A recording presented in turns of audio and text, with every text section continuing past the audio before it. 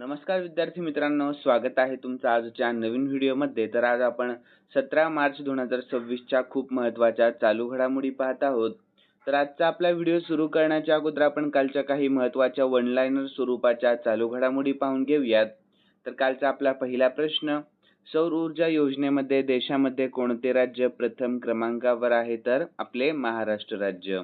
यानंतर पाचव्यांदा, सर्वोत्तम आंतरराष्ट्रीय महिला क्रिकेटपटूंचा पुरस्कार कोणाला मिळाला आहे? तर स्मृती मानधना यांना. यानंतर 2026 चा BCCI जीवन गौरव पुरस्कार कोणाला नुकताच प्रदान करण्यात आला? तर राहुल द्रविड आणि मिताली राज यांना. यानंतर 2026 च्या स्पोर्ट्स स्टार SS अवॉर्ड मध्ये खेळांच्या प्रचारासाठी सर्वोत्तम राज्य म्हणून कोणाला गौरवले आहे? तर बिहारला. यानंतर ग्रामीण पाणीपुरवठा योजनांच्या डिजिटल मॅपिंगसाठी कोणते नवीन पोर्टल किंवा ID लॉन्च करण्यात आले आहे? तर सुजेल गाव ID. यानंतर पंतप्रधान मोदींनी नुकतेच 523 कोटी रुपयांच्या जलमार्ग प्रकल्पाचे उद्घाटन कोठे केले आहे? तर गुवाहाटी, आसाम या ठिकाणी. यानंतर विद्यार्थी मित्रांनो, पुढील प्रश्न, तर धरण सुरक्षेसाठी AI वर आधारित कोणत्या डिजिटल व्यासपीठाचे उद्घाटन झाले आहे? तर नेत्राया. यानंतर आशियातील सर्वात मोठा ट्यूलिप महोत्सव कोठे सुरू झाला आहे? तर श्रीनगर, जम्मू आणि काश्मीर.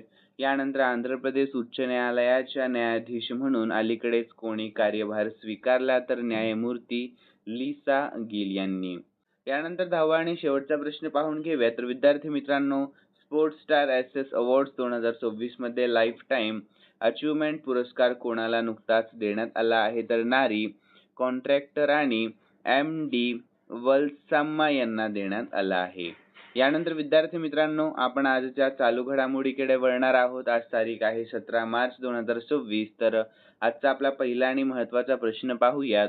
तर मुख्यमंत्री देवेंद्र फडणवीस यांना कोणती पदवी देऊन सन्मानित केले आहे? तर DSc ही पदवी, म्हणजेच काय तर डॉक्टर ऑफ सायन्स ही पदवी देऊन. तर विद्यार्थी मित्रांनो, याविषयी आपण शॉर्टमध्ये महत्त्वाची माहिती पाहूयात. तर आपल्या महाराष्ट्राचे मुख्यमंत्री देवेंद्र फडणवीस यांना 15 मार्च 2026 रोजी राहुरी येथील महात्मा फुले कृषी विद्यापीठाकडून मानद डॉक्टर ऑफ सायन्स ही पदवी देऊन सन्मानित करण्यात आले आहे. तर त्यांना मिळालेल्या प्रमुख मानद पदव्या खालीलप्रमाणे पाहून घेऊयात. तर त्यांना एकूण 3 पदव्या मिळाल्या आहेत, सर्वांनी लक्ष द्या. तर डॉक्टर ऑफ सायन्स मार्च 2026 मध्ये कृषी क्षेत्रातील तंत्रज्ञान आणि जलसंधारणातील योगदानाबद्दल महात्मा फुले कृषी विद्यापीठाने हा सन्मान दिला आहे. आणि डॉक्टर ऑफ फिलॉसॉफी तर डिसेंबर 2023 मध्ये जपानमधील प्रसिद्ध कोयासन विद्यापीठाने पायाभूत सुविधा आणि औद्योगिक विकासासाठी त्यांच्या कार्याची दखल घेऊन ही पदवी प्रदान केली आहे. यानंतर मानद डॉक्टरेट ऑक्टोबर 2015 मध्ये जपानच्या ओसाका सिटी विद्यापीठाने त्यांना ही पदवी बहाल केली आहे. तर एकूण त्यांना 3 पदव्या देण्यात आल्या.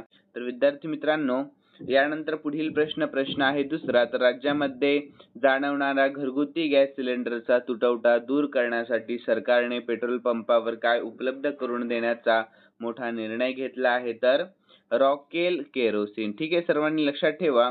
तर विद्यार्थी मित्रांनो, राज्यामध्ये घरगुती गॅस सिलेंडरचा तुटवडा दूर करण्यासाठी सरकारने पेट्रोल पंपावर केरोसिन घासलेट उपलब्ध करून देण्याचा मोठा निर्णय घेतला. तर गॅस सिलेंडरला पर्याय म्हणून नागरिकांना वेळेवर सिलेंडर न मिळाल्यास इंधनाची टंचाई भासू नये यासाठी पेट्रोल पंपावर थेट केरोसिन वितरित करण्याची व्यवस्था करण्यात येणार असल्याची माहिती अन्न व नागरी पुरवठा मंत्री छगन भुजबळ यांनी दिली आहे.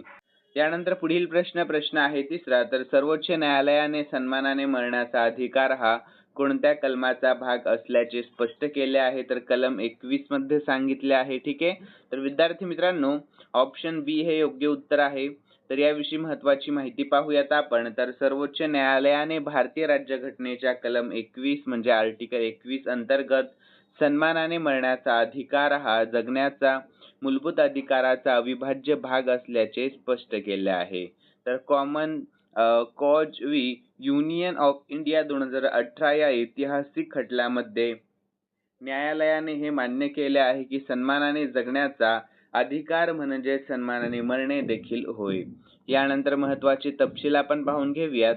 तर कलम 21 हे कलम प्रत्येक नागरिकाला जीवन आणि वैयक्तिक स्वातंत्र्याचा अधिकार प्रदान करते. तर विद्यार्थी मित्रांनो, निष्क्रिय इच्छामरण तर सर्वोच्च न्यायालयाने 9 मार्च 2018 रोजीच्या निर्णयामध्ये असाध्य आजार असलेल्या रुग्णांना वैद्यकीय उपचार म्हणजेच लाईफ सपोर्ट्स थांबवण्याची परवानगी दिली, ज्याला पॅसिव्ह इच्छामरण मानले जाते.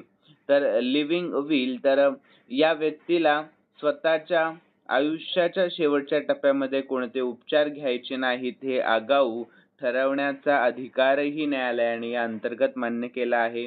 आणि याचे निष्कर्ष तर सन्मानाने मरण्याचा अधिकार हा सन्मानाने जगण्याच्या अधिकाराचाच एक भाग आहे, तर हे कोर्टाने स्पष्ट केले आहे.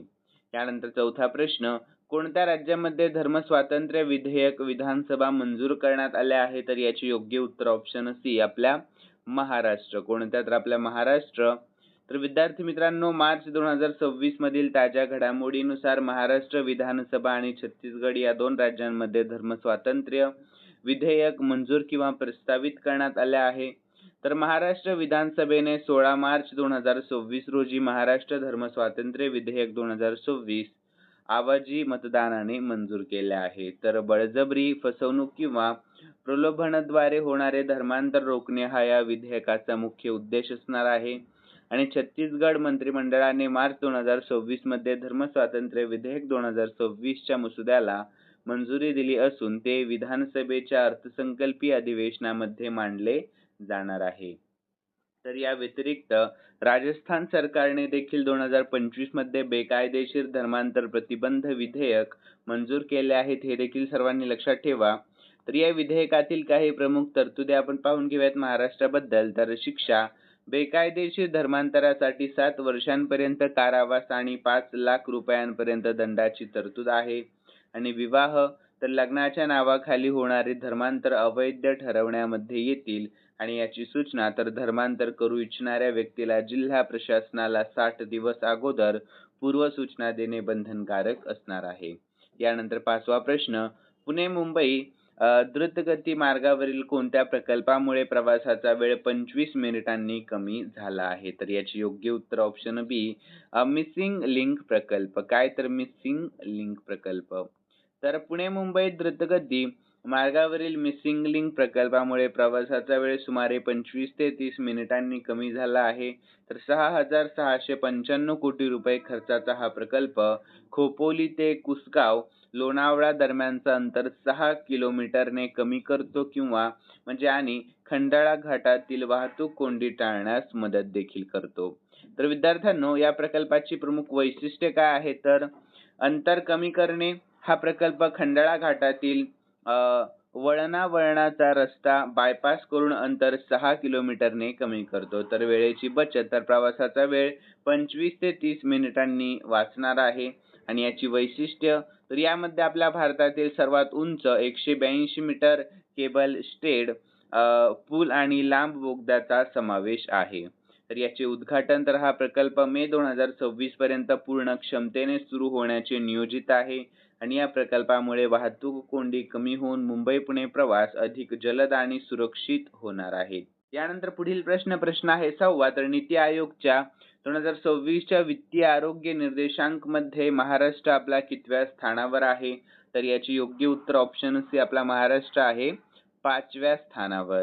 तर विद्यार्थी मित्रांनो, नीती आयोगाच्या मार्च 2026 मध्ये जाहीर झालेल्या वित्तीय आरोग्य निर्देशांक मध्ये महाराष्ट्र 5व्या स्थानावर आहे. आणि या अहवालामध्ये ओडिशा प्रथम, तर गोवा आणि झारखंड अनुक्रमे 2ऱ्या व 3ऱ्या स्थानावर आहेत. तर महाराष्ट्र आणि गुजरात हे फ्रंट रनर श्रेणीतील प्रमुख राज्य आहेत. आणि विद्यार्थ्यांना आपल्या महाराष्ट्राच्या वित्तीय स्थितीची प्रमुख वैशिष्ट्ये आपण पाहून घेऊयात. तर महाराष्ट्र, गुजरात आणि तेलंगणा यांसारख्या राज्यांनी आपली वित्तीय स्थिरता बऱ्यापैकी टिकवून ठेवली आहे. आणि या राज्यांमध्ये कमी कर्ज पातळी आणि मर्यादित व्याज भार ही मुख्य वैशिष्ट्ये आहेत. आणि वित्तीय आरोग्य निर्देशांक हे राज्याच्या महसूल, खर्च, वित्तीय तूट आणि कर्ज व्यवस्थापन यांवर आधारित एक वार्षिक मूल्यमापन आहे. यानंतर 7वा प्रश्न, कोणत्या 2 विधानसभा मतदारसंघांची पोटनिवडणूक 23 एप्रिल 2026 रोजी जाहीर झाली आहे? तर याचे योग्य उत्तर ऑप्शन बी, बारामती आणि राहुरी. या काय तर बारामती व राहुरी. तर विद्यार्थी मित्रांनो, पुढील प्रश्न 8वा, तर जलजीवन मिशनच्या 25,000 योजनांना निधी अभावी खीळ बसल्याची माहिती कोणत्या मंत्र्यांनी दिली आहे? तर याचे योग्य उत्तर ऑप्शन बी, पाणी पुरवठा मंत्री गुलाबराव पाटील. ठीक आहे, लक्षात ठेवा. तर विद्यार्थी मित्रांनो, याविषयी आपण शॉर्टमध्ये महत्त्वाची माहिती पाहून घेऊयात. तर निधी अभावी जलजीवन मिशनच्या राज्यातील 25,061 योजना अपूर्णावस्थेमध्ये असल्याची माहिती महाराष्ट्राने पाणी पुरवठा आणि स्वच्छता मंत्री गुलाबराव पाटील यांनी विधानसभेमध्ये दिली आहे. आणि या संदर्भातील महत्त्वाची माहिती देखील आपण पाहून घेऊयात. तर या योजनांची स्थिती, तर राज्यामध्ये एकूण 51,560 योजना मंजूर होत्या, त्यापैकी 25,061 योजनांची कामे सध्या ठप्प आहेत. तर निधीची चणचण, तर केंद्र सरकारकडून सप्टेंबर 2024 पासून निधी प्राप्त न झाल्यामुळे या कामांना खीळ बसली आहे. आणि राज्य सरकारचा वाटा, तर केंद्राचा निधी प्रलंबित असताना ही कामे सुरू ठेवण्यासाठी राज्य सरकारने 2024-25 मध्ये 2,483.58 कोटी आणि 2025-26 मध्ये 2,103.25 कोटींचा निधी खर्च केलेला आहे. यानंतर 9वा प्रश्न, राष्ट्रीय लसीकरण दिवस केव्हा साजरा केला जातो? तर याचे योग्य उत्तर ऑप्शन सी, 16 मार्च रोजी साजरा केला जातो. तर विद्यार्थी मित्रांनो, याविषयी आपण शॉर्टमध्ये महत्त्वाची माहिती पाहूयात. तर आपल्या भारतामध्ये दरवर्षी 16 मार्च रोजी राष्ट्रीय लसीकरण दिवस साजरा केला जातो. आणि या लसीकरणाचे महत्त्व पटवून देण्यासाठी आणि पोलिओ सारख्या रोगांच्या निर्मूलनासाठी जनजागृती करण्याच्या उद्देशाने हा दिवस साजरा केला जात असतो. तर 1995 मध्ये याच दिवशी आपल्या भारतामध्ये पहिल्यांदा तोंडावाटे पोलिओ लस देण्याची मोहीम सुरू झाली होती. यानंतर विद्यार्थी मित्रांनो, 10वा आणि शेवटचा प्रश्न, केंद्रीय अर्थमंत्र्यांनी SC, ST आणि महिला उद्योजकांसाठी कोणत्या जुन्या योजनेचे पुनरुज्जीवन करण्याची घोषणा केली आहे? तर याचे योग्य उत्तर option C, stand up India योजना. काय तर स्टँड अप इंडिया योजना. तर विद्यार्थी मित्रांनो, याविषयी महत्त्वाची माहिती पाहून घेऊयात. तर केंद्रीय अर्थमंत्री निर्मला सीतारामन यांनी अनुसूचित जाती SC, अनुसूचित जमाती म्हणजे ST आणि महिला उद्योजकांसाठी स्टँड अप इंडिया योजनेचे पुनरुज्जीवन करण्याची मोठी घोषणा केली आहे. तर या योजनेद्वारे 10 लाख ते 1 कोटी रुपयांपर्यंतचे कर्ज उत्पादन, व्यापार किंवा सेवा क्षेत्रामध्ये नवीन व्यवसाय सुरू करण्यासाठी दिले जाते. यानंतर महत्त्वाचे मुद्दे पाहूयात. तर याचे उद्दिष्ट काय आहे? तर SC, ST आणि महिला उद्योजकांना सक्षम करणे. सुधारित स्वरूप काय आहे? तर नीती आयोगाच्या अभ्यासानंतर या योजनेचे पुनर्गठन करून लाभार्थ्यांना अधिक फायदे देण्याचे उद्दिष्ट. आणि कर्ज मर्यादा, तर या योजनेअंतर्गत व्यावसायिक कर्जांसाठी 10 लाख ते 1 कोटी रुपयांपर्यंतचे कर्ज उपलब्ध आहेत. तर लक्ष, तर प्रत्येक बँक शाखेतून किमान एक महिला आणि एक SC, ST कर्जदार तयार करणे. आणि या योजनेमुळे ग्रामीण आणि शहरी भागातील महिला तसेच SC, ST प्रवर्गातील नवउद्योजकांना मोठा आधार मिळणार आहे. यानंतर विद्यार्थी मित्रांनो, खालील प्रश्न मी स्पेशली तुमच्यासाठी ठेवलेला आहे आणि हा प्रश्न आपण काल झालेल्या चालू घडामोडीमध्ये पाहिला होता. तर सर्व विद्यार्थ्यांनी या प्रश्नाचे उत्तर आपल्या कॉमेंटमध्ये कळवायचं आहे. तर चला प्रश्न पाहूयात. 5व्यांदा सर्वोत्तम आंतरराष्ट्रीय महिला क्रिकेटपटूचा पुरस्कार कोणाला नुकताच जाहीर करण्यात आला आहे? तर सर्वांनी योग्य उत्तर आपल्या कॉमेंटमध्ये सांगायचं आहे. आणि तुम्हाला व्हिडिओ कसा वाटला हे देखील सर्वांनी सांगा. आणि जाता जाता सर्वांनी या व्हिडिओला लाईक, शेअर आणि सबस्क्राईब करायला अजिबात विसरू नका. तर चला भेटूयात आपण नवीन व्हिडिओमध्ये. धन्यवाद.